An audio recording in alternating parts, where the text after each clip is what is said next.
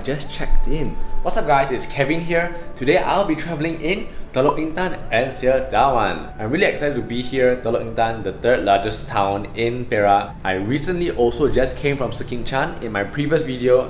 You can check it out. So yeah, I'm actually pretty tired. I only slept for like 5 hours, but it's okay, all for the journey. So now I just checked into my hotel called the Grand Court Hotel in Teluk Intan, which I think is probably one of the only bigger places to stay here. Let me give you a little room tour. So here is a room all for myself. This is a queen size bed and it has this modest kind of simplistic design, which I think is quite okay. Only thing is, I don't know why there's like a huge random empty space right here. So this is my view outside my room. You can check it out. Teluk Intan is really foresty. There's so much greens going on here. And there's like a little lake kind of river towards the side. So now it's about 4:15. We're about to go to a traditional bamboo basket maker to see how they weave the bamboos. And also maybe local desserts like ice kacang and cendol. It's definitely the perfect weather and the time for it.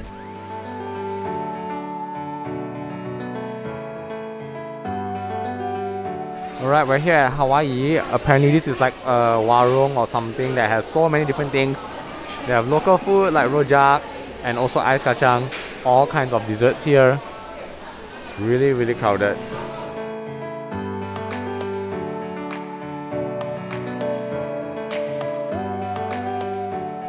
Malay food is really popular here, such as Mee Rebus, nasi kandar and fruit rojak. I'm spoiled for choices with all the local desserts here. This is my early dinner. We have mee curry. Look at that. The sambal right here. I couldn't resist, even though it was only 5 o'clock. Let's look at that color.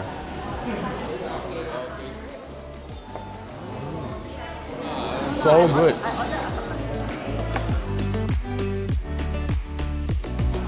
This is the Hawaii local fruits. Lychee with shaved ice with lime. I think it's going to be so refreshing. ABC. Wow. Wow. Okay, I forgot to squeeze the lime. So I need to squeeze a bit of the lime into this dessert. So this dessert is so refreshing.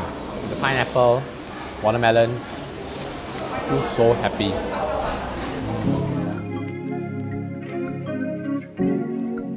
Now we're walking towards the main square of Teluk Intan. There's a pasar malam right here, or a night market. It's really crowded, guys. Like, it's so congested.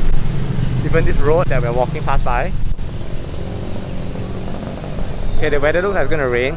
But I am now here at the square of Teluk Intan, and the main reason I'm here, tada! Check it out! I'm here at the Leaning Tower of Teluk Intan, literally our version of the Leaning Tower of Pisa. It is massive. The pagoda has a strong Chinese architectural influence and has only 3 floors disguised as 8 stories. The tower leans because of the soft ground beneath it and is now a popular attraction for people. They just like to sit around it and watch.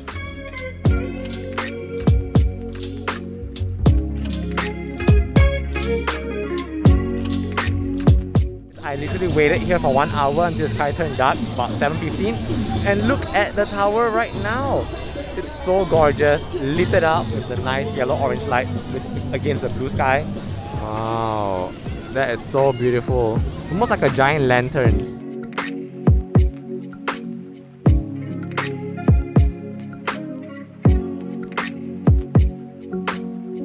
I think it was really worth it, guys. Don't you think so? Worth my weight. We're in the Pasar Malam at Teluk Intan getting supper. There's really a lot of things here, man. Like, it's so bustling, a lot of random snacks you can get. So we are having satay, getting trout sticks, freshly grilled satay. Look at all that smoke. This is my supper. I'm gonna have it in the hotel room. Especially on a Saturday night, it was really crowded earlier, so I came after 7:30 and the crowd has died down significantly.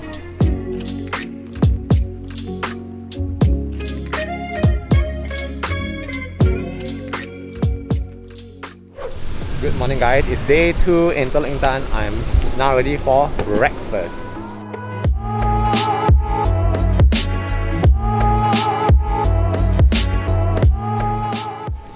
Okay, it's the next day, our morning at Teluk Intan. I'm having Mee Rebus at this kopitiam called Awa. Kopitiam. Check Look at that color. So similar to my dish yesterday night.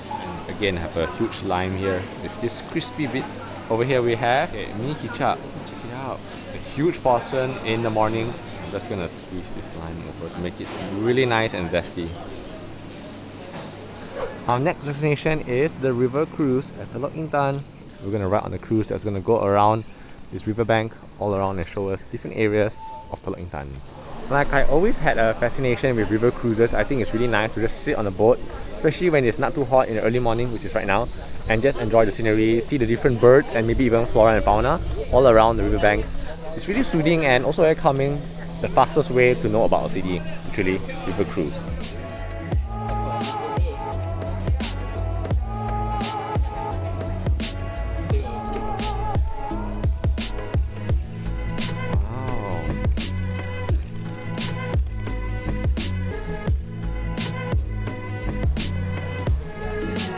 Perak. Di mana hilir Perak ni ada pekan. Pekan Teluk Intan.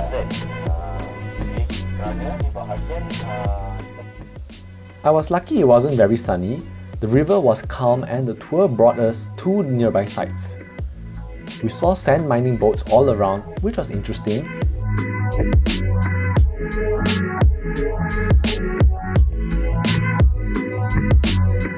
And we also rode into swamps near bird nesting sites such as the storks, but we couldn't go too near.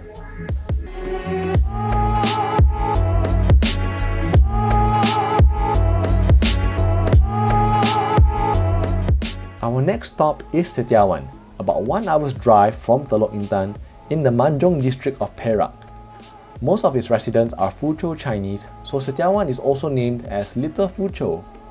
One of the famous exports of Sitiawan is miswa. I'm over here now at the Hok Chuso Miswa Konpan. This is basically an area, a shop that has converted into like a factory to make the famous miswa noodles from scratch. Behind me you can see that there are actually people who are making all these noodles, and now they are kind of gathering up and putting it onto trays. It's so skillful the way they fold it. Different varieties of miswa noodles. There are actually a few right here. This one is the round one, flat noodle, which you can have of stir-fried versions. Lastly, this is the thinnest one here, which almost looks like vermicelli. You can have it in noodle soups. Now they're about to start to lay out all the noodles under the sun to dry out. So you can see the mass amount of flour in each of these trays.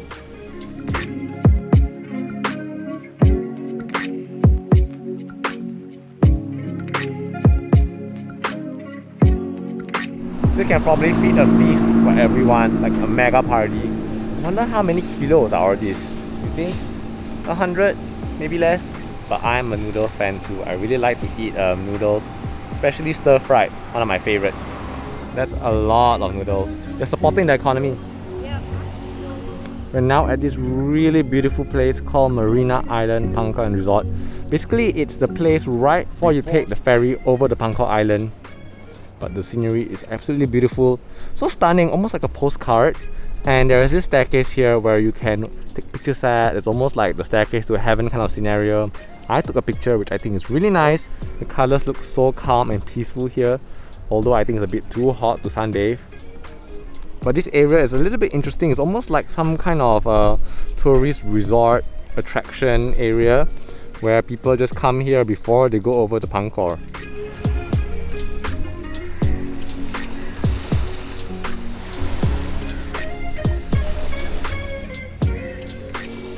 This is such a beautiful view. Honestly, I don't think I've actually seen the ocean in such a long time, especially this clean and blue. You can just hear the ocean waves lapping over here.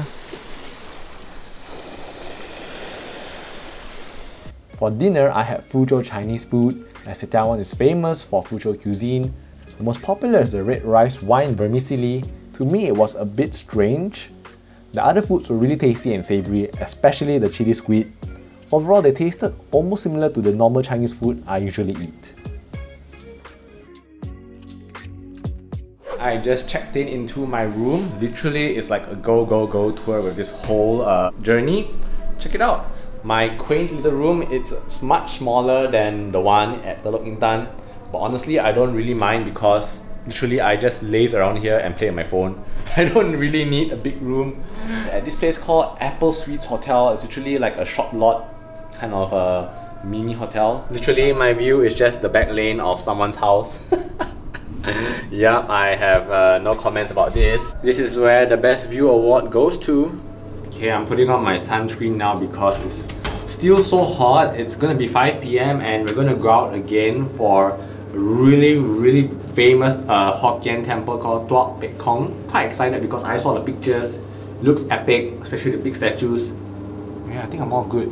And early on when I was driving around Sitiawan, I realized that it's actually much cleaner and, I don't know, more spacious compared to Teluk Intan. When I was looking at the roads, right, they were like much more wider, less clustered. I don't know, maybe just me.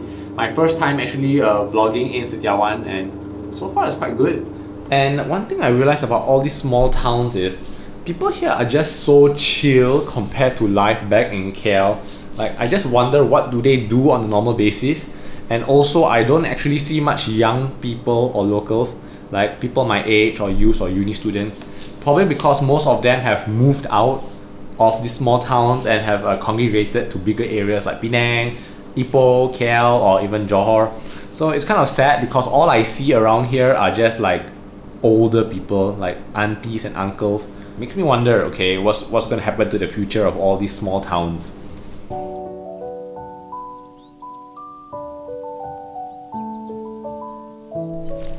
We made it, guys. Right now I'm here at the famous Tua Pek Kong Temple.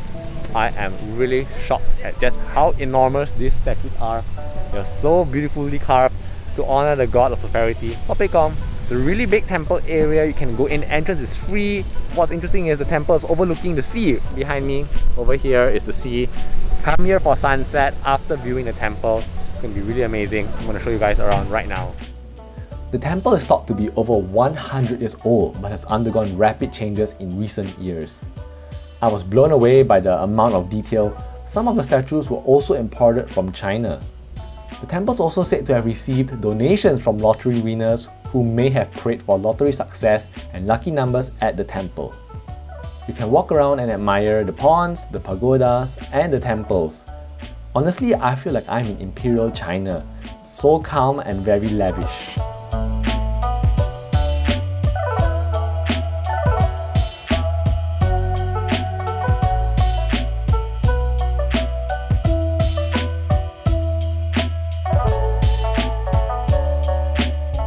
I'm assuming that some of these statues are about 3 meters tall, maybe even more than that.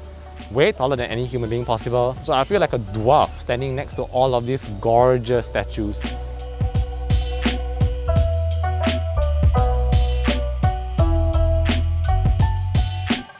So I've always been a real big fan of temples. To me, they are one of the most interesting kind of architecture and interior to look at, especially Chinese Oriental ones.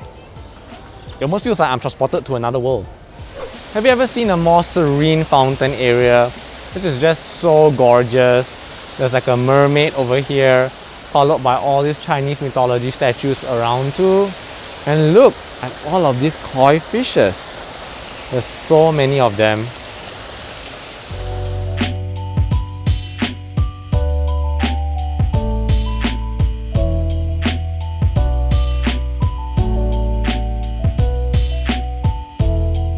Now going to enter this really enormous dragon's body where they will display the Buddhist version of the layers in hell.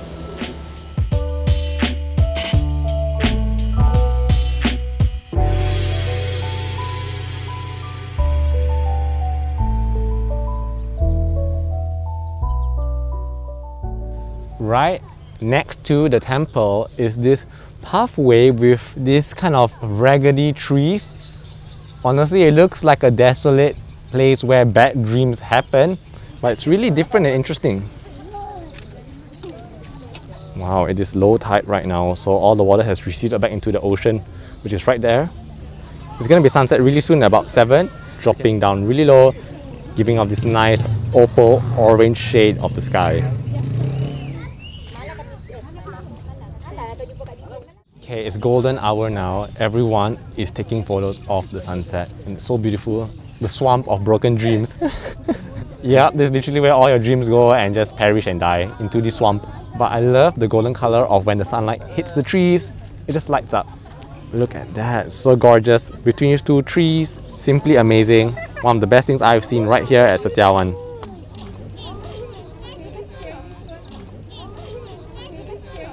Alright guys, that's the end of my Teluk Intan and Sitiawan trip. I had such an amazing time learning so many new things. This place obviously is the #1 priority you must come to Sitiawan for. I highly recommend it. I'm standing behind the dragon mouth which you can enter the tunnel body. I hope you guys enjoyed this video. Make sure you give a thumbs up and subscribe. I'll see you guys next time. Bye.